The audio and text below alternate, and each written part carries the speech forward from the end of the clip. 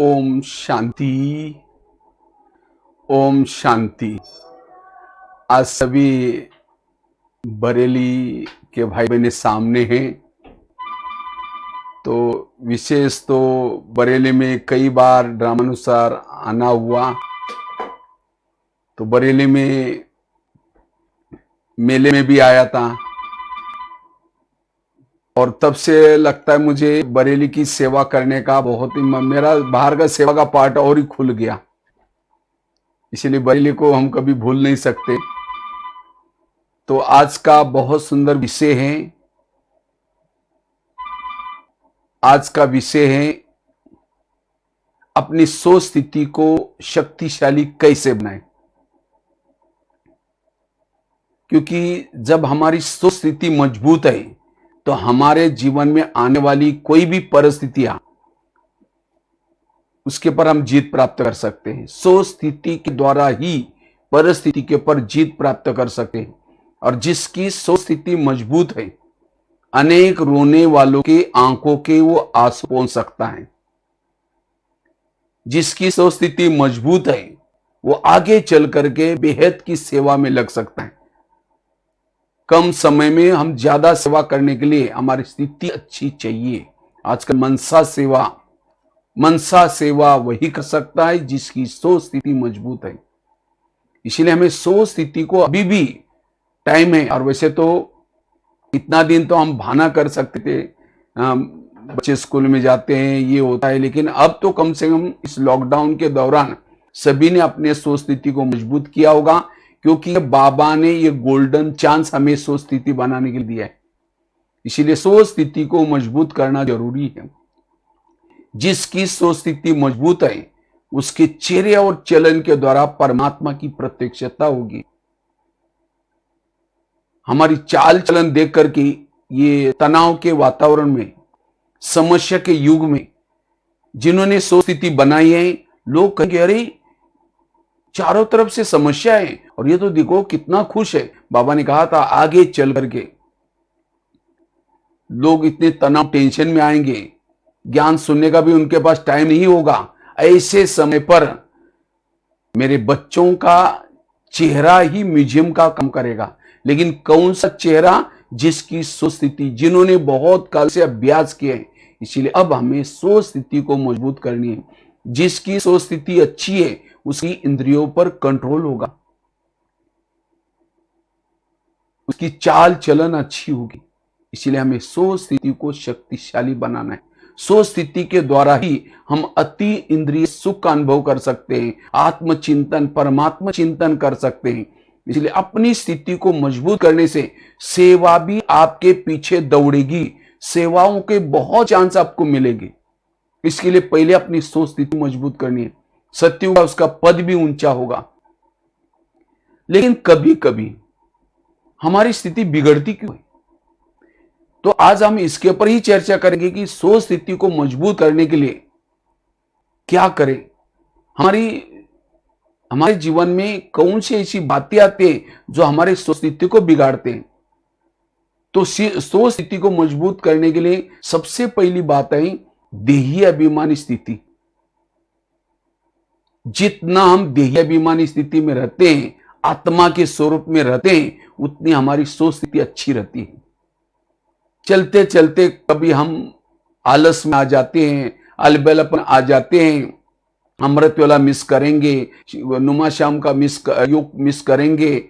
सोचेंगे बहुत दिन से ज्ञान में चले हैं, बहुत पुरुषार्थ किए हैं, और करते करते जब हम अमृत वाला ठीक नहीं करेंगे, नियम मर्यादा को उल्लंघन करेंगे, तब जाकर के देह भान आता है। और एक बार अगर हमें देह भान आ गया, हमारी स्थिति बिगड़ गई। इसीलिए मेरा देह भान मुझे ना आए। इसलिए जो बाबा ने नियम, और मेरे बाबा कहते हैं अंत तक हमें पढ़ना भी है। अंत तक हमें, जब तक इस शरीर में जान है तब तक हमें पढ़ना है, तब तक नियम मर्यादा में चलना है। और जितना नियम मर्यादा में चलेंगे, पढ़ेंगे, हमारी स्थिति अच्छी बनेगी, हमारी देही अभिमानी स्थिति रहेंगे। जब हमारी स्थिति देही अभिमानी है, किसी के भी दोष दिखाई नहीं पड़ते। जब हम आत्मा के स्वरूप में रहते हैं, सभी इंद्रियां हमारे वश में रहते हैं। अगर जीवन में कोई प्रॉब्लम आएंगी, समस्याएं भी आएगी, तो देही अभिमानी वाला क्या करता है, उस परिस्थिति को पॉजिटिव रूप में लेता है, निगेटिव बात को पॉजिटिव रूप में लेता है, और वो तूफान भी उसके लिए तोहफा बन जाता है। कब? जब देही अभिमानी स्थिति है। इसीलिए ये आत्मा के स्वरूप में स्थित रहने का बार बार अभ्यास करना है। हम अपने मूल स्वरूप में रहना है। जितना मूल स्वरूप में रहेंगे, आत्मा अभिमानी बनेंगे, हमारी स्थिति मजबूत रहेगी। इसीलिए अमृत वेला के योग, देही अभिमानी स्थिति रखने के लिए एक तो अमृत वेला पावरफुल करना है, अटेंशन से करना है, आंखें खोल करके करना है, विधि पूर्वक करना है। ऐसे नहीं कि नेमिनाथ बन करके उठ करके गए, बस बैठे आधा झुटका लगाते हुए, टाइम देखते हुए, ऐसा नहीं। हमें अटेंशन से योग करना है। दो अटेंशन से, जिसका ध्यान मन परमात्मा में जाए, और साथ में क्लास के पहले भी आधा घंटा योग करना है। भले अब लॉकडाउन का समय है, सेंटर पर नहीं जा सकते, कोई बात नहीं। हाँ, बहनें तो देखो कितनी मेहनत करते हैं, बहनों की कमाल है। आप लोगों को इतना मदद करे, कहाँ बहनों को इंटरनेट नहीं आता था, तो भी आपके तक बाबा का ज्ञान पहुंचाने के लिए, ये भोजन पहुंचाने के लिए नेट के द्वारा क्या करें, आपको ये पहुंचा रहे हैं। तो हमें क्लास से पहले आधा घंटे का योग, भले आप टीवी में देखते होंगे, भले मोबाइल में देखते होंगे, लेकिन तो भी हमें मुरली सुनने से पूर्व आधा घंटा योग करके फिर मुरली सुननी है। क्योंकि आधा घंटा योग करके मुरली सुनते हैं तो उस समय, जैसे खेती में धान डालते हैं, पहले हल चलाते और फिर बाद में धान डालते, इसी तरह हमें भी क्या करना है, पहले आधा घंटे का योग करना है और फिर बाद में मुरली सुननी है। तब मुरली का आनंद आएगा, मुरली याद रहेगी, मुरली से नशा चढ़ेगा, और साथ में ईश्वरीय महावाक्य रोज सुनना है। सवेरे सवेरे जो ये तीन चीजें करता है, अमृत वेला, क्लास के पहले आधा घंटा योग और ईश्वरीय महावाक्य, उसकी आत्मिक स्थिति अपने आप बनती है।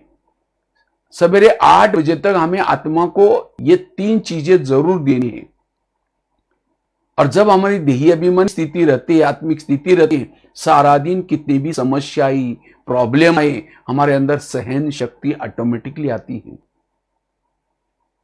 जिसकी देही अभिमानी स्थिति है, रात को सोया है, उसका योग लगा हुआ है, रास्ते में चल रहा है तो भी उसका बाबा से योग लगा हुआ है, कर्म कर रहा है तो भी योग लगा हुआ है। देही अभिमानी स्थिति वाला ये नहीं कहेगा कि मुझे पुरुषार्थ के लिए टाइम ही नहीं मिलता। वो निरंतर योगी की स्थिति है। जहां आत्मिक स्थिति है वह परमात्मा याद जरूर है, परम धाम घर उसको याद जरूर है, अब घर जाना ही ये याद जरूर है। इसलिए बाबा कहते बच्चे, ये आत्मा का पाठ पक्का करो तो हमारी स्थिति मजबूत रहेगी। कई कई कहते ना, आजकल मेरा पुरुषार्थ बहुत ढीला हो रहा है। पुरुषार्थ, पुरुष मतलब आत्मा, रथ मतलब शरीर, इसका मतलब मैं शरीर के भान में हूं आजकल। कई कहते मेरा पुरुषार्थ बहुत अच्छा है। पुरुषार्थ अच्छा है मतलब मैं आत्मिक स्वरूप में हूं। इसीलिए ये आत्मिक स्वरूप के निरंतर अभ्यास से ही हम अपनी सोच स्थिति को मजबूत कर सकते हैं। कई कहते मुझे सहन ही नहीं होता, मैं बहुत कुछ करता हूं लेकिन सहन नहीं होता। सहन करने का पुरुषार्थ नहीं है। जैसे बीज बोते हैं, उस बीज का वृक्ष बनता है और वृक्ष को फिर फल लगते हैं। इसी तरह जिन्होंने आत्माभिमानी स्थिति का अभ्यास किया, उसके जीवन रूपी वृक्ष में धैर्यता, सहनशीलता, शांति, एकाग्रता, ये गुण पुरुषार्थ के पेड़ को जरूर लगते हैं। अगर हमने देही अभिमानी स्थिति का अभ्यास ही नहीं किया तो ये गुण कैसे आएंगे। इसीलिए गुणों का पुरुषार्थ नहीं करना है, देही अभिमानी, आत्माभिमानी बनने का पुरुषार्थ करना है। इसीलिए बाबा हर मुरली में, आप कोई भी मुरली उठा करके देखो, बाबा कहते बच्चे आत्मा समझो, आत्माभिमानी बनो। और अंतिम समय हमारे सामने विभिन्न प्रकार के पेपर्स आने वाले हैं। चाहे लोगों की तरफ से पेपर्स आएंगे, चाहे प्रकृति की तरफ से पेपर आएंगे, चाहे इविल आत्माओं के तरफ से, इविल सोल्स के द्वारा भी हमारे सामने पेपर्स आएंगे, हिसाब किताब। हमारे पुराने संस्कार के द्वारा भी पेपर आएंगे, हमारे कर्मेंद्र के द्वारा भी पेपर आएंगे, लेकिन सभी पेपरों में पास होने के लिए ये देही अभिमानी स्थिति चाहिए। इसीलिए देही अभिमानी स्थिति जितना हम बार बार बनाते हैं, मेहनत करते हैं, तो सहज अंतिम समय के पेपर में पास हो जाएंगे। वास्तव में टोटल ये ब्रह्मा कुमारी का ज्ञान है किसी लिए? आत्माभिमानी बनने के लिए, निराकारी स्वरूप में रहने के लिए, विधेयी स्थिति में रहने के लिए। जो इस स्वरूप में टिकता है उसके अंदर दैवी गुण और दैवी संस्कृति अपने आप आते हैं। अगर सत्युग में जाना है, देव देवता बनना है, यह आत्मिक स्थिति जरूरी है, क्योंकि आत्मिक स्थिति में रहने से ही हमारी पवित्रता की नेचुरल धारणा बनी रहेगी। तो चेक करो, मेरी क्या भ्रुकुटी में सदा दीपक जलता रहता है? सदा आत्मिक स्थिति है। जैसे राम और रावण का युद्ध चलता है, राम रावण का एक सिर काटता है, फिर दूसरा काटता है, फिर तीसरा काटता है, रावण मरता ही नहीं। विभीषण आकर के उसके कान एक मंत्र सुनाता है, बात सुनाता है, कहता है ऐसा नहीं मरेगा, उसके नाभि में तेल लगाओ। और जब नाभि में तेल लगा तो रावण मर गया। इसी तरह आज हम भी रावण के विकारों के गले काटने में लगे हैं। कोई 40 साल से, कोई 20 साल से, कोई 30 साल से, लेकिन नहीं कट रहे। क्यों? हम कभी काम का गला काटते, कभी क्रोध का काटते, दोबारा जुड़ जाते हैं। तो सारे गले एक साथ में कट जाए, इसलिए नाभि में तेल लगाओ। नाभि अर्थात देही अभिमानी स्थिति, आत्माभिमानी बनना, देवान को छोड़ना। इसलिए स्थिति को मजबूत करने के लिए इस पाठ को पक्का करना है। इस स्थिति, जब देही अभिमानी स्थिति हमारी नहीं होती, आत्मिक स्थिति नहीं होती, तब जाकर के हमारी सोच स्थिति बिगड़ जाती है। तो सोच स्थिति को मजबूत करने के लिए यह आत्मा का पाठ पक्का करना है। दूसरी बात, हमारी स्थिति बिगड़ती क्यों है? स्थिति बिगड़ने का कारण है पर चिंतन की बातें सुनना, व्यर्थ बातें सुनना या औरों को सुनाना। चलते चलते जाने अनजाने हम किसी बहनों की, कोई सेंटर की, कोई मधुवन की ऐसी वैसी बातें वे सुनते हैं, और जब ये बातें सुन ली तो भावनाएं निगेटिव बन जाती हैं, वृत्ति निगेटिव बन जाती है, दृष्टिकोण निगेटिव बन जाता है। भावना निगेटिव, वृत्ति निगेटिव, दृष्टि निगेटिव, स्थिति बिगड़ गई। जितनी हमारी भावना, चाहे मधुवन के लिए, चाहे सेंटरों के लिए, चाहे बहनों के लिए, जितनी भावना ऊंची उतना हमारा योग ऊंचा। इसलिए अगर कोई ऐसी बातें हमारे पास आकर के सुनाता है, हमें इन बातों में इंटरेस्ट नहीं लेना है। क्यों सुनाता है? हम सुनते हैं, अच्छा और क्या हुआ, अच्छा अच्छा अच्छा और क्या हुआ। जब शीर हिलाएंगे तो सुनाने वालों को इंटरेस्ट आएगा। जैसे अगर आपके घर में कोई कचरा ला करके डालने के लिए आता है तो आप क्या करें? आपका बहुत धन्यवाद, रोज आया करो और जहां पूजा होती है वहां डाला करो, ऐसे बोलेंगे, उसको तो भगाएंगे। तो इसी तरह व्यर्थ बातें डालने के लिए आपके पास आया है, कचरा डालने के लिए आया है, तो उस समय हमें भगाने के बजाय और क्या करते? और क्या हुआ? वो उठ के भी जा रहे, कहेंगे बैठो ना, चाय पानी पी के जाओ ना, बताओ ना और क्या हुआ। ऐसी हमें अनवांटेड बातें जो जरूरी नहीं है, वो बातें जब सुनते हैं तब जाकर के प्रॉब्लम्स आते हैं, स्थिति बिगड़ जाती है। किसी के घर में जाओ, उनके बच्चे बेटे, बाप बैठा है, बच्चों को कहेंगे तो बच्चा ठीक नहीं, नालायक है, ऐसा वैसा, और बाप को कहेंगे आप बहुत अच्छे हैं, आप कितने अच्छे। बाप कहेंगे तुम पहले यहां से भाग जाओ, तुमने मेरे बच्चों की गिलानी की, तो मेरे बच्चा बोलता है। इसी तरह सारे संसार के जितने भी लोग हैं, भैया भाभी, कोई बहने भाई, जो भी है, परमात्मा के बच्चे हैं। अगर उनकी सारा दिन गिलानी करेंगे, वो ऐसी है वैसी है, और शाम को योग में बैठेंगे, लाले चल रहे, गीत बज रहे, शुरू करेंगे, मैं आत्मा हूं, शांत रूप, मीठे बाबा, प्यारे बाबा। बाबा कहेगा तुम पहले यहां से जाओ, तुमने तो मेरे बच्चों की गिलानी की, जिसको मैं कह रहा हूं मीठे बच्चे, और तुम मेरी महिमा कर रहे हैं।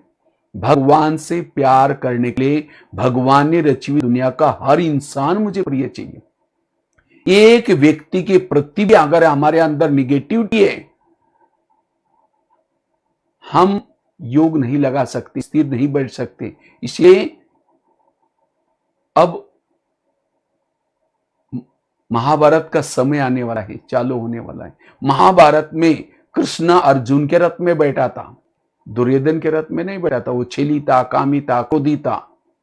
18 दिन गीता का ज्ञान अर्जुन को सुनाया, उसको स्वच्छ बनाया, तब उसके रथ में बैठा, विजयी बनाए। इसी तरह अब महाभारत काल में मेरे दिल में बाबा बैठे, और बाबा ने दिल में बिठाने के लिए कितना 84 वर्षों से आज गीता का महावाक्य सुना रहे।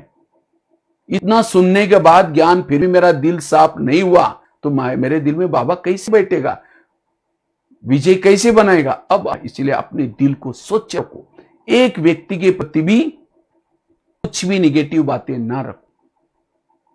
इसलिए परचिंतन से बचना। जो परचिंतन करेगा, बाबा कभी कभी कहते मेरे बहुत अच्छे अच्छे बच्चे, बहुत ज्ञान करते थे, योग करते थे, सेवा बहुत करते थे, लेकिन आज वो है ही नहीं, चले गए। कहां गए और क्यों गए? मैं खुद भी देखता हूं, मैं 30-40 साल से कई ऐसे अच्छे अच्छे थे, लेकिन वो है ही नहीं। क्यों? उन्होंने किसी के दोस्त देख लिए, भावना खराब की, वो चले गए, घाटा अपना ही किया। एक बहुत सुंदर घटना मैं आप लोगों को सुनाता हूं। एक सत्संग चलता था, उसी सत्संग में बहुत सारे लोग आते थे। तो एक दिन शिष्य ने गुरुजी को कहा, गुरुजी मुझे एक वरदान चाहिए। गुरुजी ने कहा क्या वरदान चाहिए? कहते हैं मेरे बारे में सबके दिल में क्या चलता है मैं जानना चाहता हूं। वो शिष्य कहता है, गुरुजी ने कहा ठीक है, मैं इसके लिए तुम्हें वरदान देता हूं, साथ में एक छड़ी देता हूं। छड़ी मतलब मांत्रिक डंडा। कहा कि जब भी किसी के दिल में तुम्हारे क्या चलता है वो जानना है, तुम्हारे बारे में कुछ चलता है वो जानना है, उसके लिए क्या करो, ये छड़ी को दिल में रखो अपने, और उस व्यक्ति का नाम लो, तो पता चलेगा उसके दिल में तुम्हारे बारे में क्या चलता है। तो गुरुजी ने वरदान दिया, छड़ी दी, उस शिष्य चला गया। अचानक रास्ते में रुक गया, और रुक करके सोचता है कि पहले मैं गुरुजी की चेकिंग करता हूं, गुरुजी के दिल में मेरे बारे में क्या चलता होगा। तो रुक करके क्या करता है, छड़ी दिल में लगाई, गुरुजी का नाम लिया, थोड़ी सी छड़ी काली होगी। जब छड़ी काली होगी उसको लगता है अरे गुरुजी के अंदर मेरे बारे में काला बनाई, तो गुरुजी को गुरुजी बना करके फायदा क्या। आश्रम में आना बंद किया। 1 दिन हो गया, 2 दिन हो गया, 1 महीना हुआ। गुरुजी उसके घर में जाते हैं, कहते क्या जी आजकल आप आश्रम में रहते? नहीं जी, थोड़ा सा मेहमान आते, तबीयत थोड़ी खराब है, थोड़ा आजकल परीक्षा का समय है, आजकल ऐसा वैसा कुछ बहाना करता है। गुरुजी ने कहा आप 6 साल से आश्रम में आ रहे थे, आंधी आए, तूफान आए, कुछ भी हो जाए, बीमार पड़े तो भी आप आते थे, लेकिन अब क्या हुआ? नहीं जी, नहीं, जरूर कुछ बात है। कहा कि गुरुजी आपके अंदर मेरे बारे में कालापन है, जो छड़ी दिया था ना उसे मैंने देख लिया। गुरुजी ने कहा अच्छा ये बात है क्या, लेकिन तुमने देखा तुम्हारे अंदर औरों के बारे में कितना कालापन है? कहा कि नहीं देखा। देखो, शिष्य ने छड़ी को लेकर के अपने दिल पर रखा और अपना खुद का नाम लिया, पूरी छड़ी काली हो गई। गुरु की तो थोड़ी काली थी, लेकिन उसकी पूरी काली, अपनी काली देख करके उसको शर्म आई, सिर झुकाया। गुरुजी का कोई बात नहीं, मैं भी जब आश्रम में आया था मेरी पूरी छड़ी काली थी, लेकिन मैंने तपस्या करते करते, दान पुण्य करते करते, सेवा करते करते, अब तो थोड़ी बची है, वो तो निकल जाएगी। लेकिन तुम मेरे को देख करके यहां नहीं आओगे, जो तुम्हारी सफेद बन रहे वो भी काली हो जाएगी। फिर वो शिष्य कहता है गुरुजी आज तो मेरी अपनी आंखें खोल दी, मैं कितना बुरा काम करने जा रहा था। कहा कि कोई बात नहीं, आज से कभी भी बड़ों की कमजोरी मत देखो, ये कहानी हमारी अपनी है। हम भी यहाँ आते आते जो काली आत्मा थी, पतित थी, पावन बनना शुरू हो जाती। लेकिन जैसे जैसे यहाँ नजदीक आएंगे, बहनों के नजदीक आएंगे, सेंटर के नजदीक आएंगे, मधुवन में आएंगे, लेकिन कभी कभी कई लोग क्या कर रहे हैं, यहाँ के दोस्त देखना शुरू करते हैं। अरे यहाँ तो कोई किसी को कदर नहीं, देखोगे ऐसे वेस्ट करते हैं, ये करते हैं, वो बहन जी ऐसे, वो भाई जी ऐसे, जो पैसे देते उसको ही ज्यादा आगे करते, हमको कोई पूछता ही नहीं। कुछ ना कुछ दोस्त देखेंगे और भावनाएं निगेटिव करेंगे। भावना निगेटिव करें, जो यज्ञ के लिए कुछ करते थे, जो सेवा करते थे, वो भावना कम हो गई, तो घाटा किसका हुआ? आज जिस बहनों की, जिस किसी की दोस्त देख रहे, वो तो पुरुषार्थ कर रहे, योग लगा रहे, निकल जाएंगी। लेकिन अगर हम वहां उनकी बुराई देख करके नहीं आएंगे, जो सफेद बन रहे इतना सालों से, वो भी काली हो जाए। इसीलिए बाबा कहते बच्चे किसी की दोष नहीं देखो, और ये दोषों का वर्णन करने का समय नहीं है। देख रहे ना, अब एक कोरोना ने सबको हिलाया, ये हमारे लिए, ब्राह्मण के लिए बहुत बड़ी घंटी है। तैयार हो, अभी तो एक प्रॉब्लम आया, अगर चारों तरफ से आएंगे तो कैसा होगा? इसीलिए अब हमें पर चिंतन करके, किसी की दोष दे करके अपना टाइम वेस्ट नहीं करना है। इससे हमारा पुरुषार्थ ढीला हो जाता है। सरस्वती हंस के ऊपर बैठी है, हंस अर्थात अंदर बाहर स्वच्छ। इसी तरह अंदर बाहर स्वच्छ बनो, नहीं तो कई क्या करेंगे, पीछे से किसी की बुराई करेंगे और सामने कोई व्यक्ति आते ही नमस्ते ओम शांति, अभी हम आपको याद कर रहे थे, मुख में राम बगल में छोरी, ऐसे कि दिल में ज्ञान कैसे बैठेगा। इसलिए स्वच्छ बनने की जरूरत है, पर चिंतन की बातों से बचना है, इससे हमारी स्थिति अच्छी बनेगी।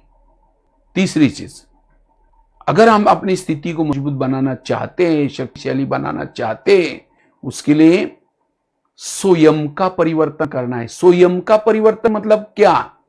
हमारे जीवन के जो प्रॉब्लम आते, प्रॉब्लम कोई व्यक्ति नहीं डालता, प्रॉब्लम आते हमारे ही कर्मेंद्रिय के द्वारा।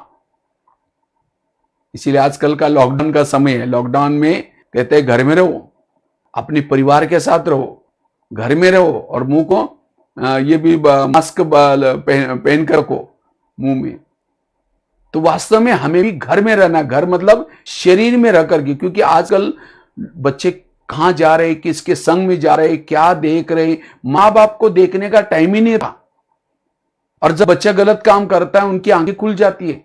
इसी तरह अगर वो बच्चा को रोज पूछते, बेटा तुमने आज क्या देखा, बेटा आज किसके संग में गए थे, तुमने क्या किया, रोज अगर माँ बाप उन बच्चों की चार्ट चेक करते तो ऑटोमेटिकली बच्चे अच्छे काम करते। इसी तरह आज हम भी अपने आप में इतने व्यस्त हो गए, हमारे आंखें क्या देख रहे, कान क्या सुन रहे, मुंह क्या बोल रहे, मन क्या सोच रहे, इसको इतना व्यस्त हो गए थे हम। इसीलिए बाबा कहते हैं अपने घर में रहो, अर्थात शरीर में रह करके अपने एक एक इंद्रियों की चेकिंग करो। नहीं तो कहते हैं ना, अंधेरी नगरी चौपट राजा, टकेसर बाजी टकेसर राजा। नगरी का राजा सो है, नगरी में जो चाहे हो रहा है। इसलिए स्थिति बिगड़ने का कारण है कर्मेंद्रिय की चंचलता। माया कहीं और से नहीं आती, ये शरीर हमारा एक बहुत बड़ा किला है और किले में आत्मा राजा रहता है। इस किले के कई दरवाजे, कान मुंह आंख, लेकिन इस दरवाजे में रोकने टोकने वाला कोई नहीं है। इसीलिए आत्मा की हालत गंभीर है। इसीलिए रोज अगर कान से गलत कुछ सुना भी है तो कान को कहो कि हे कान, क्या मेरा योग्य था, तुमने ये क्यों सुना, हे आंखें तुमने ये व्यर्थ क्यों देखा। जैसे ब्रह्मा बाबा ने रोज अपनी इंद्रियों का दरबार लगाया और उस दरबार से बाबा नर से नारायण बने, तो हमें भी अपना रोज दरबार लगाना, चेकिंग करना, तब जाकर की स्थिति मजबूत बनेगी। इस किले को मजबूत करो। जैसे भारत में अंग्रेज आए थे, कैसे आए? भारत में नवाबों का शासन था, बंगाल का नवाब, बिहार का नवाब, सूरत का नवाब। अंग्रेज आए, नवाबों के साथ दोस्ती की और दिल्ली के ऊपर अटैक किया। इसी तरह ये शरीर भी हमारा एक इंडिया है और इस इंडिया की राजधानी भ्रुकुटी में आत्मा राजा रहता है, राजधानी है। तो इस शरीर रूपी इंडिया में कई नवाब आए, कान मुंह नाक आंख। तो माया रूपी अंग्रेज आए, विकार आए, उन्होंने क्या क्या इन इंद्रियों से नवाबों के साथ दोस्ती की, करते करते दिल्ली के ऊपर आत्मा के ऊपर अटैक हुआ। और इसीलिए आज हमारा देश, ये शरीर गुलाम है। किसके गुलाम है? इन विकारों के गुलाम है। स्थिति बिगड़ गई। इसीलिए अब इन विकारों को भगाना है तो क्या करना है? भारत वालों ने क्या क्या, नेताओं ने, सभी नेताओं ने मिलकर के जनता को जागृत किया। ये अंग्रेज हमारा अच्छा हित करने के लिए नहीं आए, ये हमारे इसके लिए नहीं आए। और इसके लिए नमक का सत्याग्रह, उसके साथ साथ अखबार निकाले, कुछ वंदे मातरम एक नारा बनाया और सभी जनता जागृत हुई और तब जाकर के नारा लगा अंग्रेजों go back, Simon go back, तब अंग्रेज चले गए। इसी तरह आज हमें भी रोज इंद्रियों से बातें करनी है। यहाँ के तुम जो इंटरनेट की गलत चीजें देखते हो, मेरा घाटा होता है, तुम ये क्यों देखते हो? हे कान, तुम परचिंतन की बातें क्यों सुनते हो? हे मुख, किसी का तुम परचिंतन क्यों करते हो? एक एक को अगर चाट लेंगे तब जाकर के ये विकार, वास्तव में ये काम क्रोध कहां से आए? इन इंद्रियों के द्वारा आए। तो इसीलिए अभी भी अगर ज्ञान में चलने के बाद अगर इसके ऊपर ध्यान नहीं है, तब स्थिति बिगड़ेगी, चाहे कितना भी तपस्या करो। आंधा पीस रहा है, कुत्ता बैठ करके खा रहा है, आंधे को लग रहा है मैंने बहुत पीसा। इसी तरह हम पुरुषार्थ कर रहे हैं, लेकिन कर्मिंदा सारा दिन अमृत वाला उठ रहे, मुरली सुन रहे, योग लगा रहे, और इंद्रिया क्या कर गलत काम करके जो कमाया वो गवा रहे हैं। इसीलिए लीकेज को बंद करो। रोज अमृत वेला करने के बाद, शरीर में आने के बाद एक एक इंद्रियों से बात करो। हे कान, तुम मेरे इस राज्य के शान हो, अगर तुम ना होते मैं ईश्वर मावक के कैसे सुनता। इसीलिए तुम्हारा बहुत बहुत धन्यवाद, और मेरा तुम्हारे पर बहुत विश्वास है, इसीलिए मैंने तुमको बॉर्डर पर रखा है। लेकिन मैंने तो तुमको बॉर्डर पर रखा है, लेकिन तुम मुझे धोखा देते हो।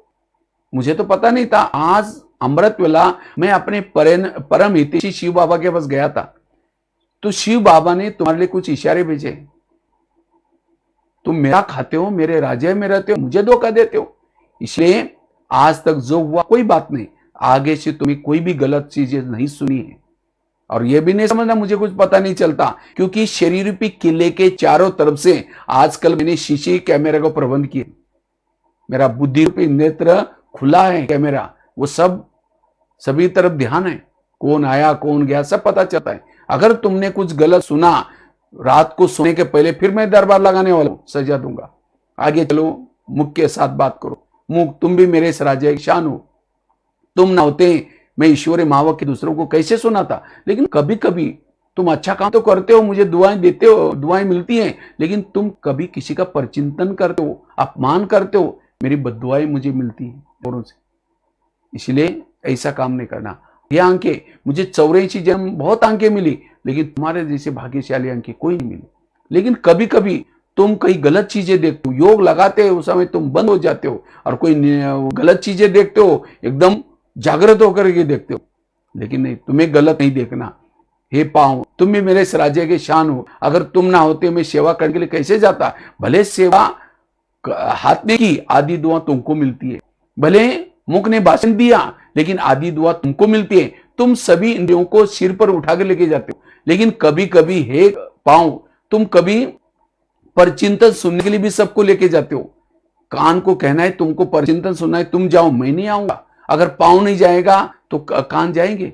इसी तरह हर इंद्रियों को अपने सहयोगी बनाओ, और जिसकी इंद्रिया सहयोगी है उसकी स्थिति अच्छी है। माया जीत बनने के लिए केवल अकेला पुरुषार्थ से नहीं चलेगा, इन इंद्रियों का भी सहयोग लो।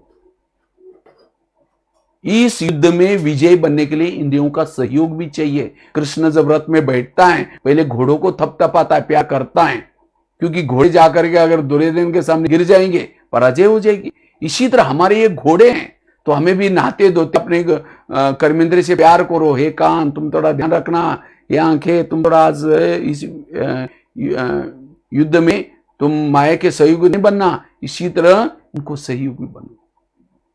स्वराज्याधिकारी, तब स्थिति अच्छी बनेगी। 3 चीजें बताई। पहली चीज बताई, हमारी स्थिति बिगड़ती क्यों है? देह भान आने से, इसीलिए देही अभिमानी बनने का अटेंशन, अभ्यास। दूसरी चीज बताई, पर चिंतन से बचना। पर चिंतन से जो बचेगा, सो चिंतन, मुरली का चिंतन करेगा, स्थिति अच्छी बनेगी। तीसरी चीज बताई, स्वराज्य अधिकारी बनकर के इंद्रियों को अपने वश में रखना। नौका पानी के ऊपर चलेगी तो पार कराएगी, अगर नौका के अंदर पानी आएगा तो डुबा देगी। जो इंद्रियों को चलाता है वो पार हो जाता है, जिसको इंद्रिया चलाते वो डूब जाता है, अवस्था बिगड़ती है। चौथी चीज है, हमारी स्थिति बिगड़ती क्यों है? स्थिति बिगड़ने का कारण है निगेटिव सोच, व्यर्थ सोच। और व्यर्थ सोच क्यों चलते हैं? व्यर्थ सोच का कारण है जीवन की विभिन्न समस्या। जैसे अभी कोरोना आया, कोरोना के समय काफी लोगों के जीवन में समस्या आई होगी। बच्चे स्कूल में नहीं गए होंगे, कई दिनों से दुकान बंद हो गया होगा, कई प्रॉब्लम। लेकिन नहीं, प्रॉब्लम के समय भी हमें पॉजिटिव रहना है, कभी भी टेंशन तनाव में नहीं आना है, सकारात्मक रहो। भगवान जो करता है अच्छाई के लिए करता है, भगवान हमारा बुरा नहीं करेगा, इसलिए भगवान के ऊपर विश्वास रखो। निगेटिव सोचने से, व्यर्थ सोचने से दिमाग गर्म होगा। आजकल वैसे कहते हैं, ये जो कोरोना है, कोरोना उसके ऊपर अटैक करता है जिसकी इम्यूनिटी पावर कम है। रोग प्रतिकारत्मक शक्ति कम है। और निगेटिव सोचने से, तनाव में आने से, टेंशन में आने से हमारी रोग प्रतिकारत्मक शक्ति कम हो जाती है। इसलिए पॉजिटिव रहो। अगर आपकी हेल्थ अच्छी है, जिसको हमारे प्रधानमंत्री जी का एक ये नारा, हमारा जान अच्छी है तो हमारे लिए जान है। इसी तरह पॉजिटिव रहो तो आपका हेल्थ अच्छा रहेगा तो आपके लिए दुनिया है। अगर आपकी हेल्थ ही खराब हो गई तो आपके लिए दुनिया भी नहीं है। इसीलिए दुकान बंद हो जाए, कुछ भी हो जाए, कोई बात नहीं, अगर आपका हेल्थ अच्छा है, दोबारा ये कोरोना तो आया है, जाएगा भी, परिस्थिति आई जाएगी भी, दोबारा और अच्छा डेवलप कर सकते।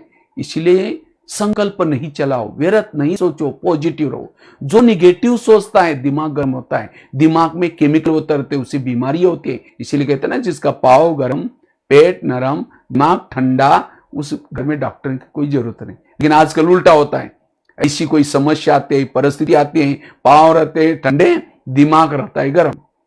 इसीलिए दिमाग को कभी भी गर्म नहीं करना है। 70% लोगों को जो बीमारी हो रहे हैं मानसिक तनाव के कारण, पेट की बीमारी, ईर्ष्या करने वालों को पेट की बीमारी होती है। किसी को दूर का कम दिखता है, दूसरे की बुराई को आंखें फाड़ फाड़ के देखेंगे। आज किसी का ब्लड प्रेशर बढ़ गया, बीती हुई बातों को याद किया, ब्लड प्रेशर बढ़ गया, शुगर, दूसरे को कंट्रोल में रखने की कोशिश करेंगे। मैं इसकी सास हूं, मैं इसका पति हूं, मैं इसकी मां हूं, मेरा कोई सुनता ही नहीं। ऐसे विचारों से ऐसे केमिकल होते हैं, उतरते हैं, शुगर होते हैं। और भी कुछ कारण होंगे, लेकिन 70% कारण है निगेटिव सोच। इसलिए संकल्प पॉजिटिव चलाओ। आकाश के चंद्रमा को पानी में देखना है, पानी स्थिर चाहिए। परम धाम के परमात्मा को मन में देखना है, मन स्थिर चाहिए। इसलिए पॉजिटिव रहना, हल्के रहना। बाबा ने ये ड्रामा का ज्ञान, कर्मों का ज्ञान, जो हुआ अच्छा, ये सारा ज्ञान किसी लिए दिया है? मन को चुप रखने के लिए।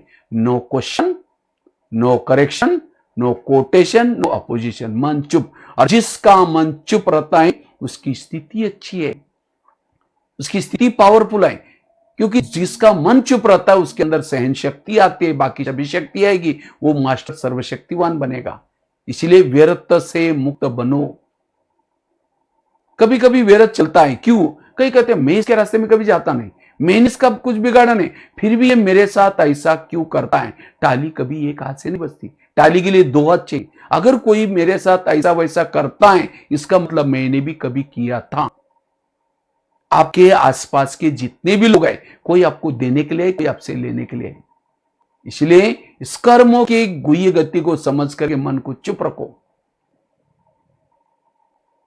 निगेटिव को पॉजिटिव में परिवर्तन करो। अगर किसी ने गाली भी दी, समझो गाली नहीं दी, मेरे पर गुलाब का फूल डाल दिया। जो संगम युग में गाली देगा वही भक्ति मार्ग में आपके मूर्ति के सामने रोज गुलाब का फूल डालने का काम करेगा। तो भगत चाहिए कि नहीं चाहिए?